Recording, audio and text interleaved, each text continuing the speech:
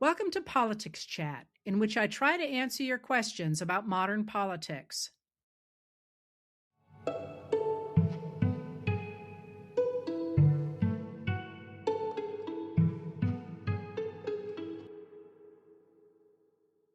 All right, you have a ton of questions, and I'm going to try, as usual, to get into them by going into the easy ones first and then try and do a larger picture of what all this stuff means. And I'm going to start with one I haven't talked about for probably more than a year. I used to talk about it a lot, and that is, what do you say when somebody says we are not a democracy, we're a republic? You hear that, and as if that somehow is some game changer. We're not a democracy, we're a republic. In fact, as I always like to say, that's like saying, I don't have a dog, I have a golden retriever. And what I mean by that is that both democracies and republics are ones in which are institutions of government or systems of government in which the people who are governed are able to choose their leaders. And the reason that people started saying this, we're not a democracy, we're a republic. And by the way, the framers of the Constitution used both at different times, especially Madison. The reason they started talking about that in the modern era was in the 1950s. It was an excuse from the John Birch Society, which is a far right society, for why they didn't want Black Americans to vote. And it was basically, they were saying, well, we don't have to let Black people vote because we're a republic. And when people say that, they're really harking back to that 1950s white supremacy that says, in a republic, not everybody gets to vote. Therefore, we don't have to agree with any of these new fangled policies for letting Black Americans vote. So that's what's going on with that. That's a one to get out of the way fairly easily. A couple of things that you didn't necessarily ask. Oh, here's one that you did ask about. What's going on with the moving of special ed and special ed programs out of the Department of Education and splitting them between the Department of Health and Human Services and the Department of Justice? And the first answer to that is that the Trump administration and the people who support the Trump administration want to get rid of the Department of Education for a number of reasons, but in many ways because they really don't want the federal government to protect the rights of people attending schools in the states. And this is one of the things that Linda McMahon, who is the Secretary of Education, keeps talking about, is returning power to the states. And this is a big theme in MAGA republicanism, and really in republicanism since the 1980s in general. The idea that they don't want the federal government to oversee what's happening at the state level. And there's a few reasons for that. One is because if you push everything back to the states, it's way, way easier for business people, unscrupulous business people, to buy up state legislatures. And I don't mean by bribing them. I mean by guaranteeing through advertising before an election that the people you want in the legislature are going to be the ones who get elected. And that's really cheap. It's much cheaper to get a state senator elected than a national senator, than a U.S. senator elected. So once you have your people into the state legislature, then you have a much better chance of getting through legislation that is really good for your business. That is cutting back on environmental rules or on worker protections or different rules that at the national level, the Congress might look at it and go, hey, you can't treat your workers that way. But at the state level, you can buy that. So there is that. But there is also the fact that at the state level, if you get rid of federal oversight of legislation and of policies at the state level, it's much easier to enact discriminatory legislation, which is, of course, how we ended up with the Solid South that kept Black Americans and Brown Americans from voting for, almost 100 years. And that was because of state legislation and then the state enforcement of that legislation. So what you're seeing here with the destruction of the Department of Education is the attempt to send back to the states power over schools and the ability of states to discriminate in the states against different categories that one state or another in the legislature might not like. Now, in the case of special ed here, that's actually hugely problematic across the everything here. But in the case of special ed, it's really a problem because the other piece of the MAGA reworking of education, or one of the other pieces, is really pushing vouchers.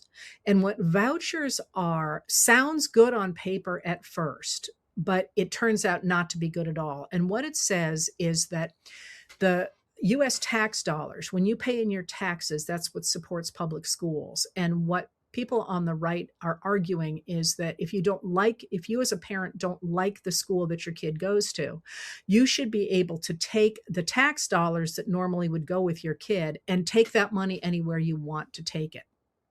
And the issue with that is that the schools that accept vouchers often are not accredited. They're often religious schools, and they are also often segregated racially, certainly religiously, but those schools don't have to take people they don't want to take. And if you are the parent or the relative or the friend of a special needs kid, you know they're pretty expensive. They can be expensive to educate. And that will likely mean that special ed students will have a harder time in states that are using vouchers, because what happens is if you take those tax dollars out of the public school pool and take them to a private school, you then leave less money for the public schools where the children who aren't going to those voucher supported schools are. And that worries me quite a bit over this move. I'm going to talk more in a minute about what we can do about things like that. But let me do a couple of other things first. I'm in the wrong column here. Here we go. I want to call out for you, if you have not been paying attention to it, that you can always comment publicly on new rules that the administration is trying to put in place. And one of the ones you can comment on right now is the attempt of the Office of Management and Budget, which is overseen by Russell Vought, who is a Christian nationalist and one of the people who wrote Project 2025, and is trying to implement that across the country. He has proposed a rule that says that political appointees through the Office of Management and Budget, among other places, will get the ultimate right to sign off on any federal grants, including science, including medicine, including all of the things that previously were signed off on by actual experts in the field. This is scientists and researchers, doctors, and other people who care about grants, but especially that scientific community is beside itself. Because if you remember during the heyday of the Department of Government Efficiency, they literally just took AI and went through grants. And if it had certain words like diversity, they would simply throw that out. Well, of course, diversity is a word that many, many, many scientific studies use, even if they're not talking about race or gender or anything else. So they're very concerned that this is really going to decimate the research communities. And there is still time for you to comment on that rule change. And you can do that simply by putting into your search engine, Office of Management and Budget, grants, and proposed rule. And it's a little bit unwieldy, and I think that's on purpose. Stick with it, and you can get to it to make comments. And they say off-putting things like, we're going to know who you are. And I'm paraphrasing. In my case, I just did it. I'm like, I don't care what it's my country. So I went ahead and did it. But please do that if you have any inclination. And anytime there's a proposed rule like that, you can speak up about it. All right. So what were the other things that you called out?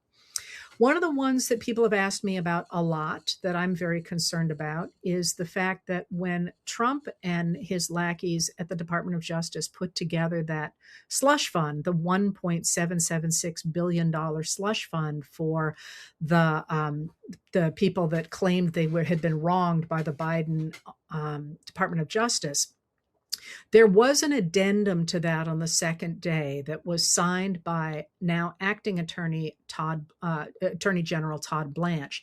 And that said that the federal government was entering an agreement with Trump that it would never prosecute him, his oldest sons, or the Trump organization for any crimes they might have committed relating to their taxes as of the date, before the date that the thing was signed. It may be broader than that, but at least was over his taxes. And that's had me a little bit beside myself because a couple of reasons. First of all, because for years now, we have known that Trump had allegedly been double dipping his deductions, and that he might owe as much as $100 million to the U.S. people, which is what the taxes are all about, right? But that that would be wiped clear, and also that the department would not. The IRS would not audit him or the Sons or the Trump organization. But it's also very much been on my mind because of the fact that, and this is one of the things that it's always worth keeping in mind. I always tell you should keep in mind whether somebody is under oath or not when they testify, because an awful lot of the time, the Republicans try to set a scene so it looks like people are under oath, but they're not. Like, think of Rudy Giuliani when he was trying to say that the 2020 election was stolen. He kept going in front of the cameras with what looked to be a courtroom setup, and they would say anything. But then when they actually were sworn in front of a judge, all of a sudden it was, they wouldn't repeat it. They would say, oh, I wasn't sure, whatever. So always see whether or not somebody's sworn in is rule number one. But rule number two is it's way, way, way easier to prove that somebody has committed a crime if it is a financial crime. And, that frustrates a lot of people because you see somebody doing something just horrific and you think, we should get them on that. It's immoral. It's wrong. They're hurting people. Fine and good. I don't disagree with that. But financial crimes have a paper trail, which is one of the reasons, by the way, that Senator Ron Wyden of Washington is trying desperately to force the Treasury Department to disgorge the Epstein financial records that it's sitting on. Because once you start exchanging money in any fashion, unless you're digging it up out of the ground, there's going to be a paper trail. And so when Trump is clearly trying to get out from any potential issues with the IRS, what really lights it up for me is that when the federal government finally got Al Capone, who was a gangster in the 1920s during Prohibition. I've mentioned this before, but I think it's interesting, so I'll throw it in here. We really get the rise of major organized crime. I mean, we have organized crime before that in America, but major organized crime in America during Prohibition, because so many of the organized gangs that had worked in the cities with machine politicians from both parties, by the way, there was such money in it. They were awash in money during Prohibition, and that's when stuff got really, sort of the images of organized crime that you think of with people like Al Capone. But for all that Al Capone did, he always kept his hands clean. He gave orders and so on, but he always kept his hands clean, and they just couldn't get him on anything. You know what they got him on? Tax evasion. That's what put Al Capone in prison. And so when Trump wants to get away from anybody looking into his taxes, that says to me there's something, there's some reason he doesn't want people looking at his taxes. So with that tax deal, which again, there's been a huge pushback against the slush fund, but you don't hear that much about the tax deal. And people are saying, what just happened? Did it go through? Did it not go through? What's happening with that? And the answer to that is, and this is a little bit complicated, but it kind of makes sense. So the argument on the part of Trump and the Department of Justice was that the slush fund and the IRS deal was a settlement because Trump had sued the IRS for $10 billion because during his first term, a contractor with the IRS had leaked the tax returns of him and about more than 400,000 other people to the media. And that this was a settlement because of that, because he had sued him for $10 billion. Did I say million? $10 billion. So, in fact, other people had also sued the IRS and had settled for an apology, like no money or anything, just settled for an apology. And the IRS had taken the position that they couldn't be, and the government had taken the position that they couldn't be sued for the actions of a contractor. Plus, the statute of limitations had run out. So anyway, Trump sued for this $10 billion, and theoretically there was this case, but it went in front of a judge in Florida, a woman named Kathleen Williams. And she looked at it and she's like, I don't think we got a case, because you need to have an adversarial relationship here. And Trump's on both sides of this. I don't see that there's an adversarial relationship, and I don't see that there's a real case to be litigated here. And so just as she was asking for more information about that from the parties, Trump entirely dropped the lawsuit. And that's when they produced this settlement. But she said, when she said, we've dropped the case, in her order saying we're not moving forward with it, she said, this is not a legal settlement. We do not have a legal settlement here. The case has gone away. There is not a legal settlement. And then the Trump turned around and said, or Trump's people turned around and said, oh, it's like this other settlement during the Obama administration, when the Obama administration settled with, or the Department of Justice settled with, indigenous farmers who had been discriminated against by the USDA. But that was actually a class action lawsuit. That was a real lawsuit, and that was a real legal settlement. In this case, there was no case because they dropped it. So she wrote this, and then they came out with a slush fund and the IRS thing. And I think it was 35 former judges wrote to an open letter to Judge Williams and said, you need to reopen this case, because we don't think that there was ever a case here. We think this is, I forget the word they used, but this is a fraud on the court. That's what they said. We think it's a fraud on the court. So she did reopen the case. And that's where that sits right now. She is looking at whether or not there was ever a case there to begin with. And I actually don't know at what stage of that the case is, but it hasn't been totally forgotten. Judge Williams is looking at it down in Florida. And my guess is that that's not going to simply go away. All right. So those, I think, were the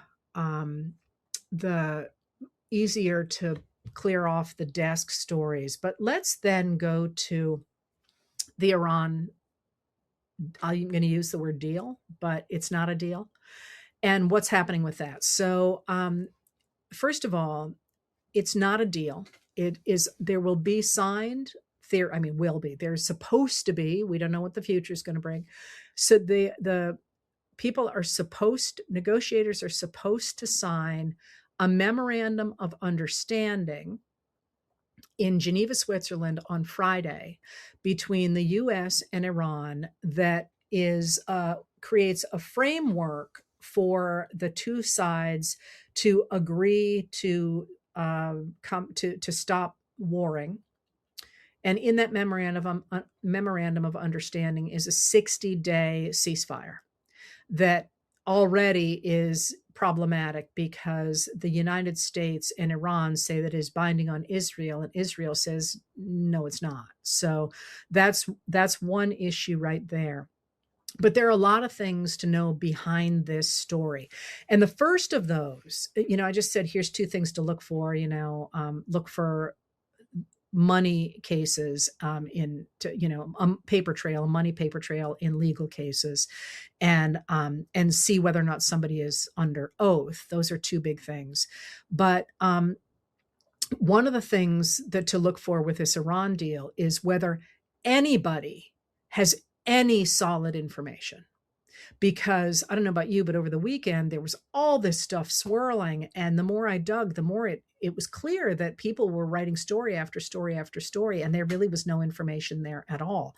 The story was, as near as I could tell, that nobody knew what was going on, and that the Iranians and the Americans were fighting out in the media what was at stake in this potential deal. And so leaving that there, let's see where we are in Trump's war on Iran. So in 2015, the Obama administration and about 5 other countries, including China and France and Germany and, Japan, a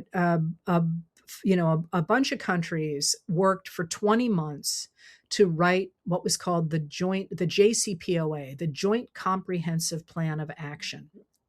That unfroze some of Iran's assets that had been frozen overseas by U.S. sanctions. And it got a number of things, including a declaration on the part of Iran that it would allow inspectors in to come see its nuclear facilities that it was developing for nuclear power, and it would not develop a nuclear weapon.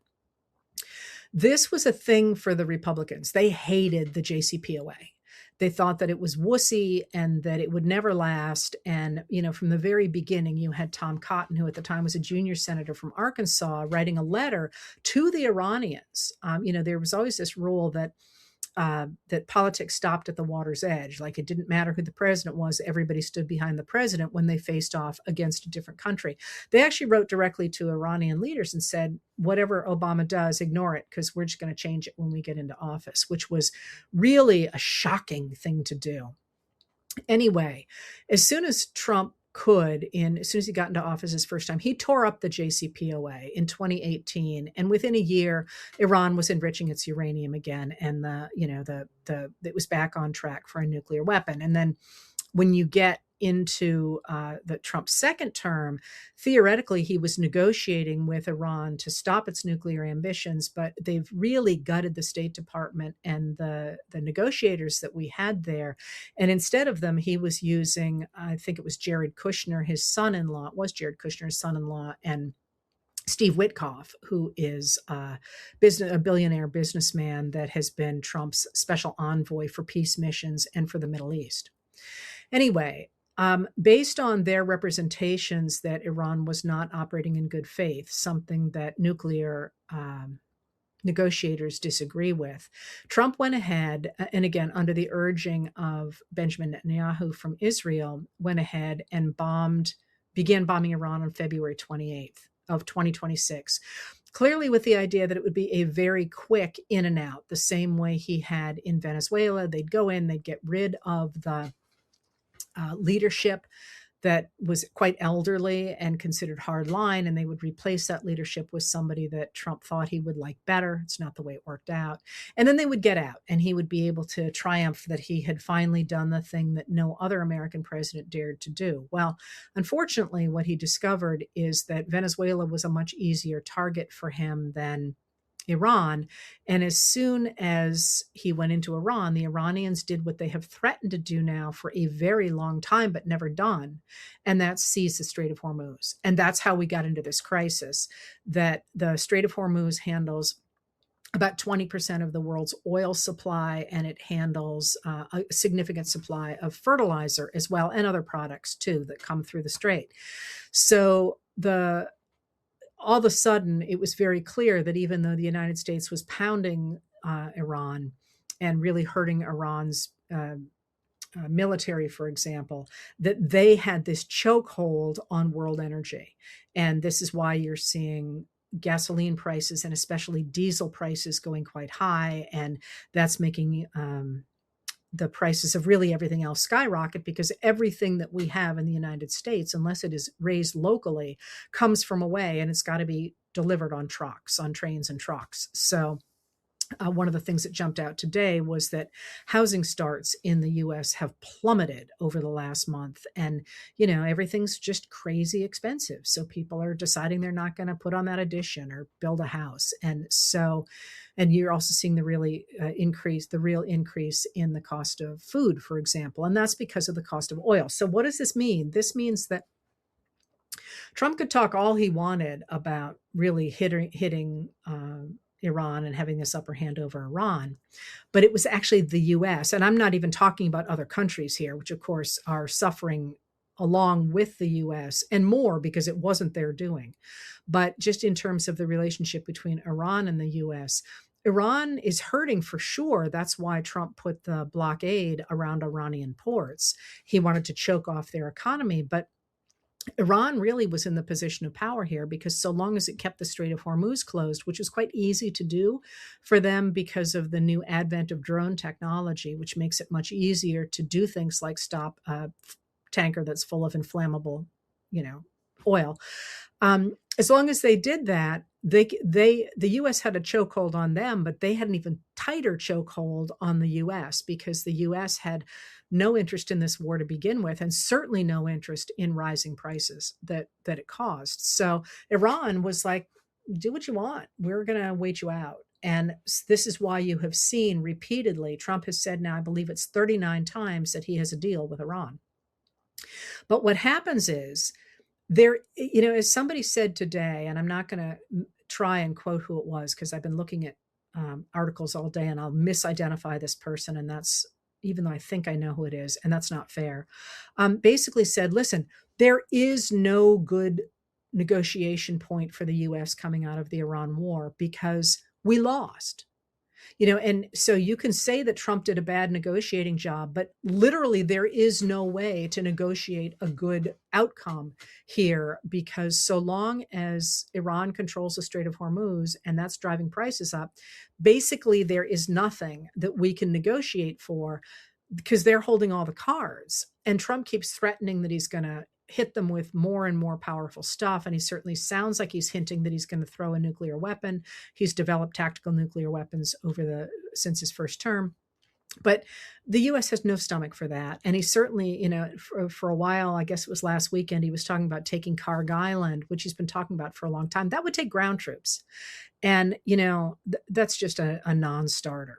Sending ground troops into Iran. So there really is no good outcome here for the U.S. There's really no way to get back to where we were on the 27th of February, let alone back in before he tore up the JCPOA.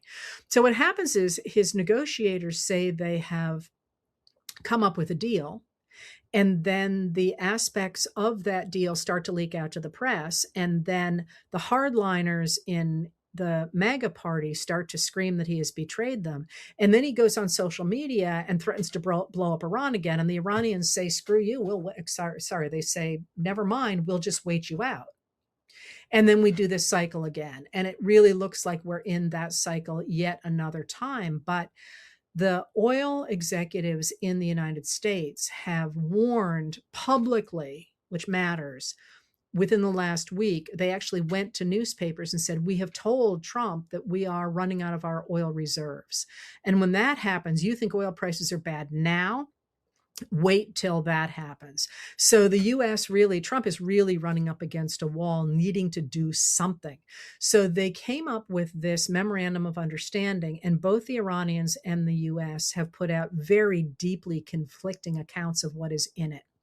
But it appears anyway, because J.D. Vance, who's been doing the tour of talk shows to talk about it, has not denied this, that the U.S. has guaranteed that it will permit the thawing of $24 billion worth of Iranian assets that have been frozen because of U.S. sanctions immediately, and that Iran will have access to at least $300 billion of money to reconstruct itself after U.S. bombing.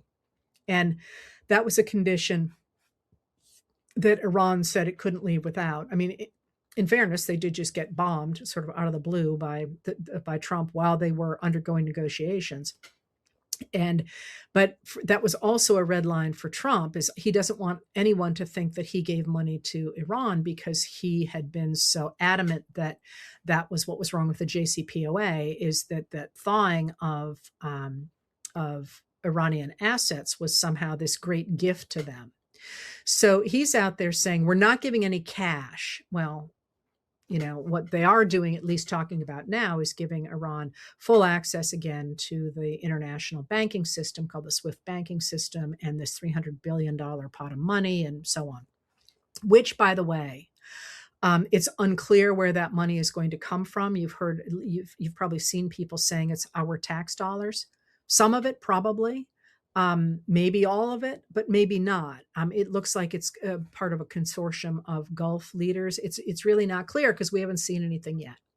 So the one thing you can bank on is that if this were a good deal for the United States, Trump would be out there in front of the cameras touting it, right? The fact that they are not releasing this agreement, which is even just the memorandum of understanding, says it's probably not real great. And And again, I wish I could say to you, well, if I were there, I would have done X. But there's really not a good way out of this for the US. And that, that should sit really squarely on Trump's shoulders, not least because he refused to consult Congress even after his 60-day period under which the War Powers Act of 1973 holds, that says under an immediate and imminent threat, the president can act, but only for 60 days. Then he's got to get congressional approval. And, Trump just pissed through that. I mean, basically, he said, well, once we declared a ceasefire, the war was over, even though we were still blockading Iran, which is an act of war, and we don't need any approval. And it's a ceasefire, even if we're still fighting each other. Well, okay, but now we're on the other side of that, and you claimed all the credit for it. This was your war. You knew what you were doing. It's a little late now to suggest, as they are doing, that now this is something that he can pass the buck on, which is something he's trying to do in a couple of ways. You can already see Trump loyalists like Republican South Carolina Senator Lindsey Graham suggesting that this deal is J.D. Vance's. It belongs to J.D. Vance. Again, it can't be a good deal by definition. That's not a slur on the negotiators. There's no good way out here. And also suddenly saying, hey, we need Congress to sign off on that, which, by the way, they do have to have Congress sign off on, but it's very clear they are really hoping to have somebody else's fingerprints on this other than Trump's. So if that's the story with what's going on in Iran, and I think I covered that pretty thoroughly, there's also something else big going on in this moment. And that's like, you're watching the Trump administration fall apart. And, you're seeing it even in things like that reflecting pool, which, again, real easy to say, you're going to be the one who's going to make it beautiful, blah, blah, blah. And, when it's in the future, when you actually have to execute it, it's something different. And his great, big, beautiful reflecting pool is now absolutely teeming with algae, because just like the experts said, if you paint the bottom of it dark, it's going to warm up faster. You're going to have more algal blooms. And that's just the way it is. And, they're trying madly to be out there and say it's beautiful. And anybody who disagrees is, just attacking Trump. They have Trump derangement syndrome. It is what it is, folks, And so you're watching things like that. You're watching that tarp on the Kennedy Center, which, by the way, I've written about a couple of times as a real sign of his determination always to cheat the system. People asked me to say what's happening with that and when will the judge, or what can the judge do about it. It's not at all clear. It seems to me that a judge can do anything about it, because the board, I mean, I don't know, I'm not a lawyer, but the board of the Kennedy Center can make repairs to the building. And that's what they're arguing right now, is that they have to leave the tarp up because the letters damaged the facade. And they also claim there is a leak in the ceiling. Now, it really sounds like they're just being, but you asked where that's going. I don't know that it's going anywhere except as a symbol of Trump's, constant position of, you're not the boss of me, which is pretty much what that illustrates. Anyway, you're watching all this happen, but at the same time, you are watching the administration trying desperately to regain the upper hand and to regain control of the United States, even as it is slipping away. And that's where I think that our attention should be today. One of the things you asked about was the fact that the U.S. Attorney for the District of Minnesota, a man named Dan Rosen, has announced that the Department of Justice has indicted 15 people in Minneapolis for conspiring. I didn't write it down, but conspiring to injure a police officer and something else like that. I'm sorry, I should have written it down and I didn't. And this is really significant because this ties into a move that the Trump administration has been making since September of last year. And it's tied up with something else you asked me to talk about, which is the letter that Robert Reich, the economist Robert Reich, posted earlier this week that was written by former lawmaker Dick Gephardt, and I'm sorry, I've forgotten who else it was, Dick Gephardt and Tim Wirth, who was a senator and a representative from Colorado from 1975 to 1993 and was a Secretary of State for Global Affairs. And they wrote this piece saying the U.S. is in the middle of a rolling coup and we got to pay attention to this. We got to see what's going on. So let me walk you through what they are talking about, not just what they wrote, but also what the history of this is. All right, so what happened is that Trump, as you know, from the minute he got into office, really was all about hurting people he didn't like. And in September, he began to, September 2nd, if I recall correctly, he began to hit those small boats in the Caribbean and in the Eastern Pacific. And there's no evidence that anybody has produced that these people are the drug traffickers he says they are or whatever. He simply is executing them. And this is an absolute national scandal. People have suggested, I'm sorry, I shouldn't just say people. Legal experts, including legal experts in military law, have suggested these are war crimes, but he's just doing it, right? And it's right now, nobody seems to be saying, hey, we've killed more than 200 people here on the say-so of the administration. This is a really bad idea. Anyway, shortly after he started doing that, so September is a big month, September 2025. Shortly after he started doing that, he announced that he was going to designate Antifa, which is a short name, a nickname for anti-fascist. But there is no Antifa organization. That's a construction in the right-wing mind. There are people, you must have seen this since D-Day, all these signs about, Dwight Eisenhower, the leading member of Antifa. You're against fascism.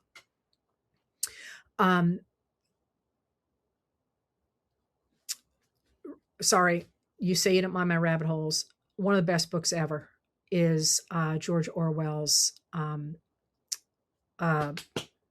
Farewell to Catalonia. I'm sorry, Homage to Catalonia. That was a jump for me too, where he is talking about fighting fascism in Spain. And it's just an absolutely, absolutely brilliant book. If all you know him by is, Animal Farm and stuff, you want to take a look at this just absolutely gorgeous book. And I've actually read it a couple of times recently because I don't understand why it's so gorgeous, but it is. Anyway. So he would have been Antifa. But Trump announced that he was going to designate Antifa as a major terrorist organization. He said it was a sick, dangerous, radical left disaster. Mind you, America has always been anti-fascist as a whole. We've certainly had fascists here. Then he did that on September 22nd. He said that anybody who was standing against the policies of his administration are trying to overthrow the United States government, law enforcement authorities, and our system of law. They are working against the administration. Now, we now know, thanks to a piece that came out yesterday in the New York Times, that the White House, led by Deputy Chief of Staff Stephen Miller, who's the anti-immigrant guy, and Vice President J.D. Vance, he was the one really pushing this, were pushing in this period for Trump to invoke the Insurrection Act, which would enable them to put U.S. troops in the streets against Americans. And they didn't do so. Hang on to that idea. But they kept that option open. So this is the period we're talking about. All right.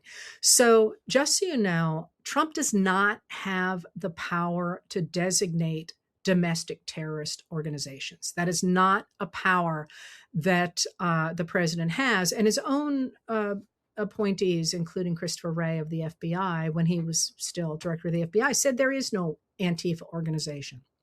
But the designation of Antifa as a terrorist organization didn't have any legal power. So a lot of people didn't pay any attention to it. And just full confession here, I am one of those people. That is, when he did it, a lot of people on the left said, this, sent up huge red flares. And people like me were like, I could declare that I can fly, but that doesn't mean anything. And in this case, they were right, because 3 days later, he issued the National Security Presidential Memorandum, NSPM 7.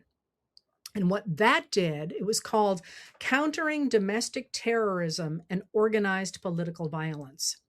And it called for the establishment of a joint task force to investigate Americans who were engaging in protest, and to tell the Attorney General to prosecute as a federal crime any protest to the maximum extent permissible by law. All right. Those two things go together, because by saying that Antifa is a domestic terrorist organization, what they did is they very shortly after that, they prosecuted a group of people in Prairieville, Texas. How many people was it? 9 protesters in, I think it's Prairieville. I always get confused. Prairieland, Texas, as a conspiracy. So on July 4th of last year, in this town in Texas, a protester shot a police officer in the shoulder, and the government prosecuted everybody who was part of that group of people as conspirators, even though they didn't know each other. And in March of this year, they got convictions of those 9 people as a conspiracy. So the fact that one person engaged in violence against a police officer, they tagged 9 people with, or things around that. All right. So that's the backstory here.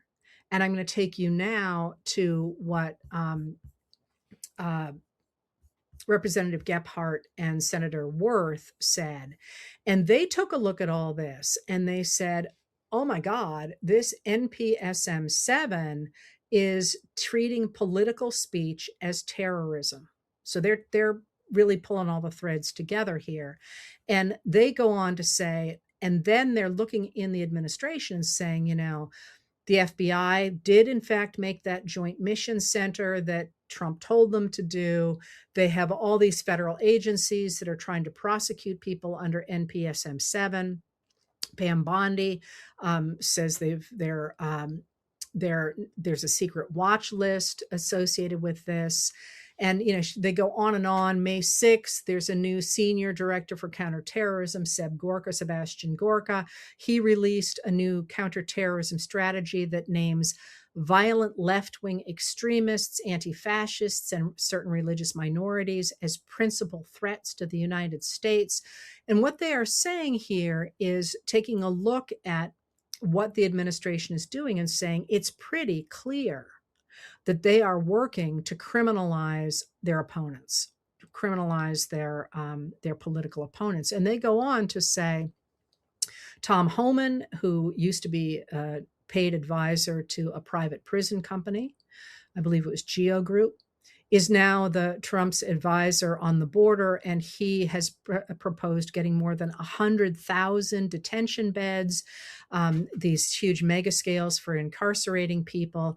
And Gephardt and Wirth say, quote, these are undoubtedly prisons for political prisoners, although we do have a federal law prohibiting the detention of American citizens without an act of Congress.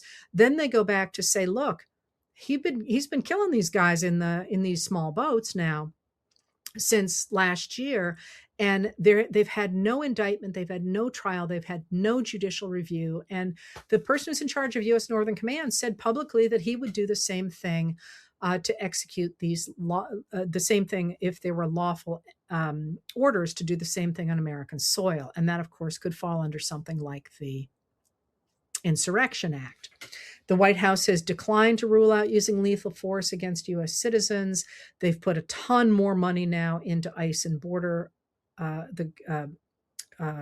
patrol. It's actually a Customs and Border Protection, but underneath that is Border Patrol. They just put $70 billion more into it, on top of the huge pot of more than $100 billion almost $200 billion they put in under the One Big Beautiful Bill Act of last July. And they're also working, as Gephardt and Worth say, at gathering people's voter rolls to identify how people are voting and so on. They are clearly beside themselves and very, very clearly concerned that that we are in the midst of a coup. And their call is, first of all, that we recognize it. And they say, we have to recognize it or we can't do anything about it. And then the first thing that they suggest happening is that Congress must step up. Well, I don't know about you, but I feel like I will have missed the news flash that hell froze over by the time Republicans stand up to this president. I'm beyond disgusted with how much they have abdicated their duty to stand up to a rogue administration. But so I'm not holding my breath on that one. But I'm going to say something different to you than they are outlining. When you look at what they have just done in Minnesota, it looks very much like this. They have today announced this prosecution of 15 members of the people who were pushing back against ICE and Border Patrol in Minneapolis right after the shooting of Renee Good and Alex Preddy. I think the timeline is pretty clear. They are arguing that there was this conspiracy to injure a police officer and do something else. I don't remember what it was.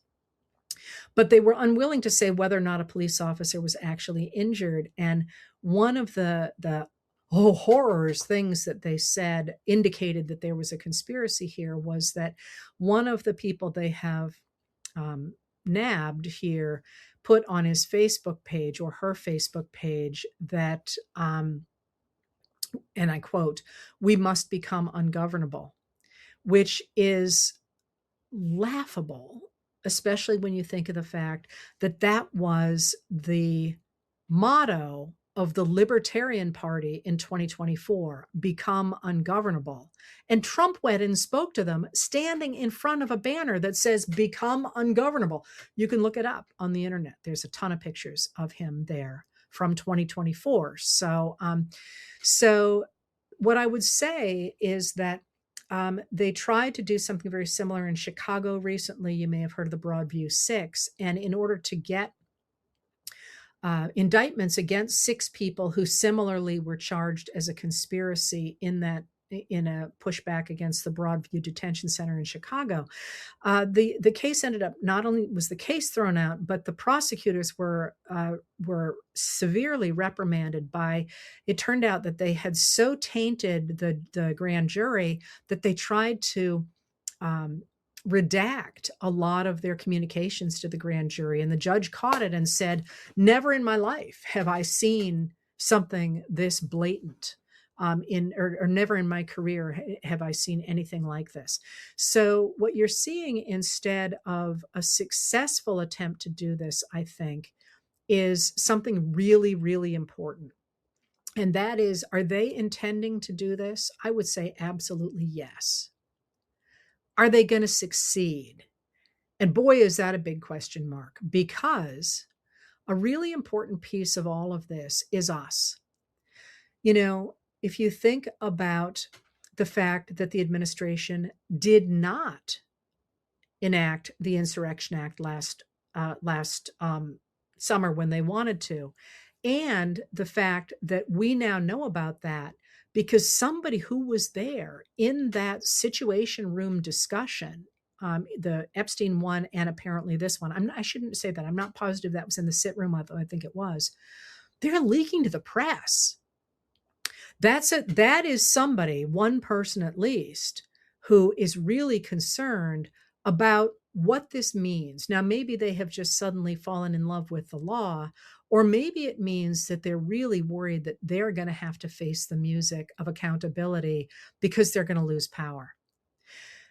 Pushing back against this with the laughter over become ungovernable, or, Aaron Rupar put on social media today over that we must become ungovernable. He put, so they have nothing. Pushing back and making it really clear that we will not stand for this is never going to change the opinion of Stephen Miller.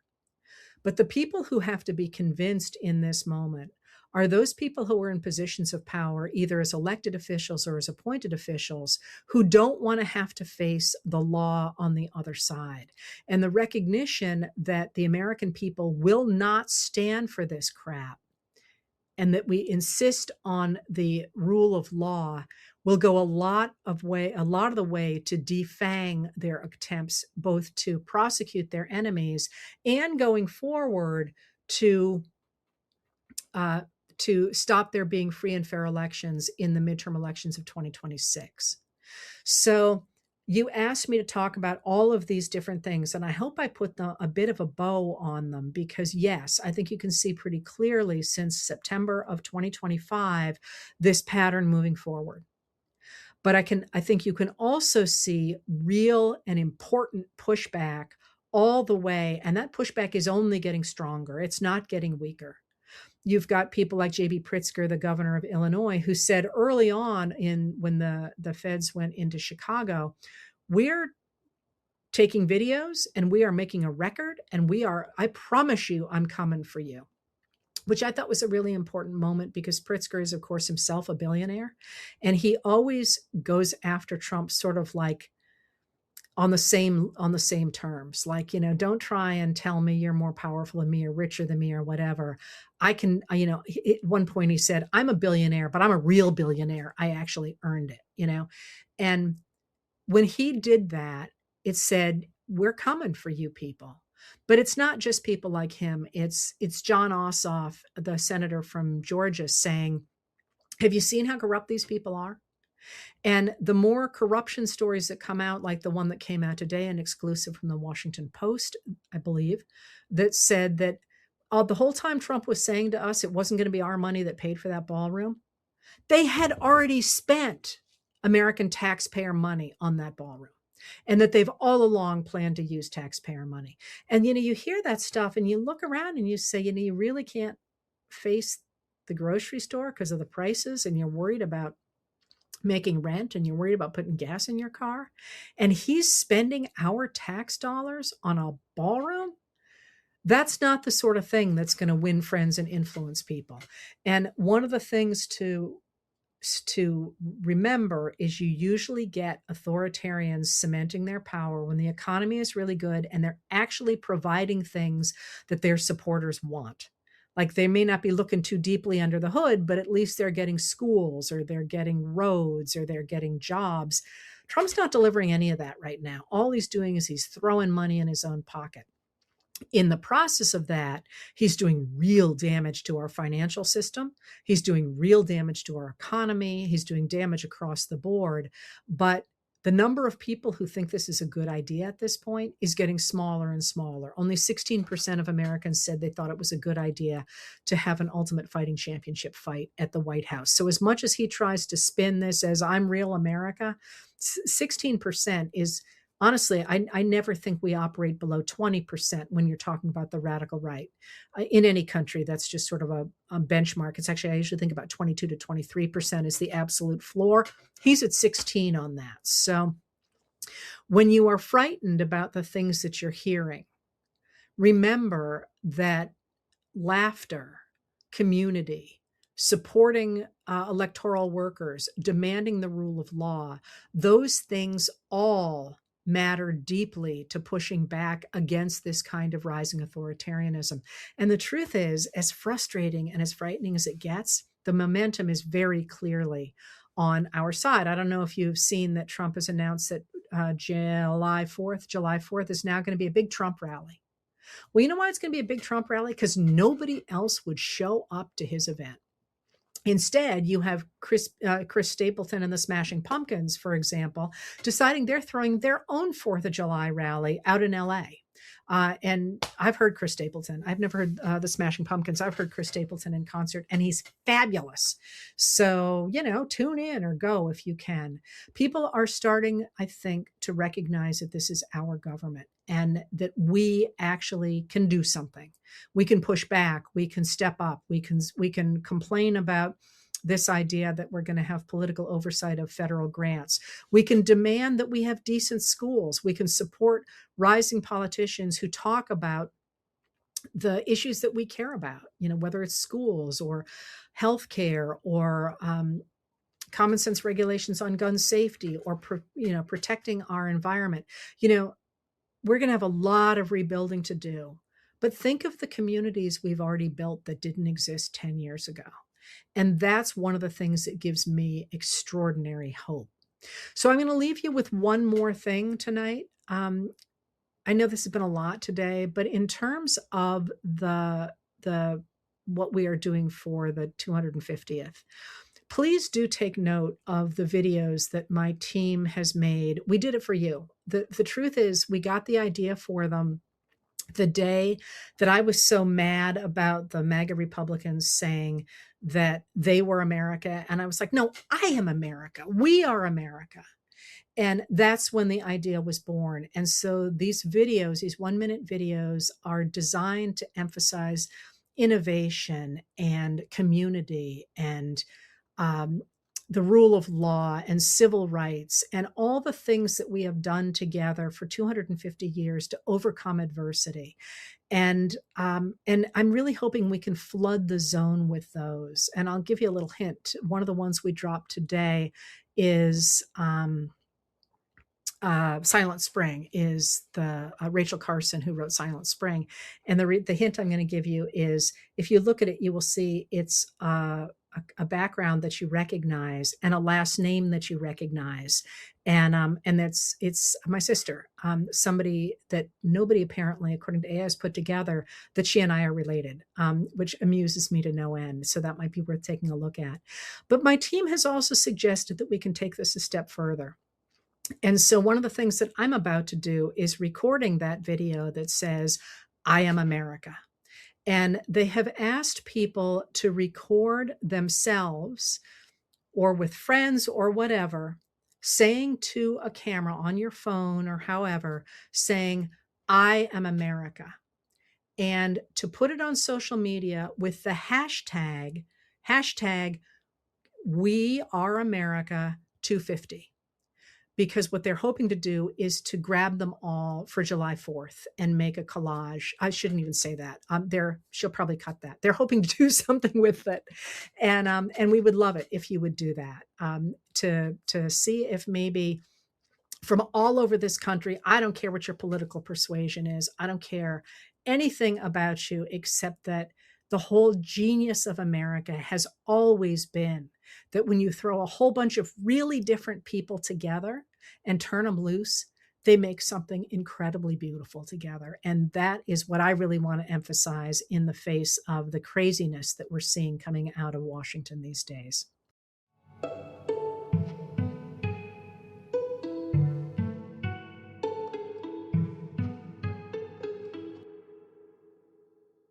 If you'd like to tune in live, I record these chats on Tuesday and Thursday at 6 p.m. Maine time on both my YouTube channel and my Facebook page. If you want to hear more from me, I write Letters from an American every night. It's available on Substack and on Facebook, and the audio version of the nightly letter is available the following day wherever you get your podcasts. And finally, on Saturday mornings, I talk with Dr. Joanne Freeman, the historian of the early republic, professor, and dear friend, about history and politics. We call our talks What the Heck Just Happened, and you can find them on YouTube. Politics Chat is produced by Lauren Westfall, music by Andrea Von Kampen.